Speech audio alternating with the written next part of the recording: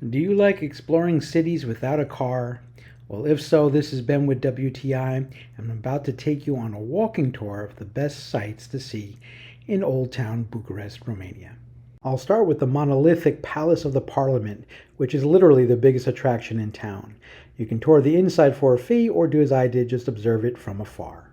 Just a short walk across the river to the north will bring you to Cismigiu Park, the largest park in the central area and a great place just to relax or stroll or do some people watching. Heading out of the east side of the park will eventually bring you to Bucharest's most famous landmark, the Romanian Athenaeum. Besides having a beautiful ornate facade, this is a functioning concert hall, so if you want to see inside, you'll have to buy a ticket for a show. While there, you can also take in the National Museum of Art of Romania and the adjacent Revolutionary Square.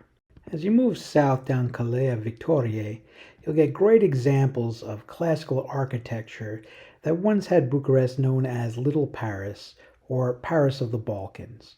In this part of town, you want to keep your head up to enjoy the fine details and always have your camera ready for the next picturesque building. We'll finish up our walking tour with a stroll through the charming streets of Old Town Bucharest. Here you'll find a wide selection of cafes, souvenir shops, lots of restaurants and tourists, plenty of energy, as well as Romania's most famous bookstore, Cărturești.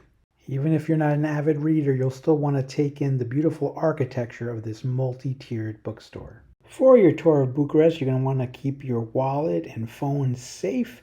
You want to have a portable charger to keep your camera going, and of course an adapter to keep that charged. No doubt about it, in my opinion, exploring the Romanian capital by foot is the best way to go.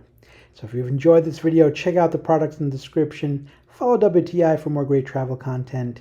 And once again, this has been with WTI, wishing you a happy travels.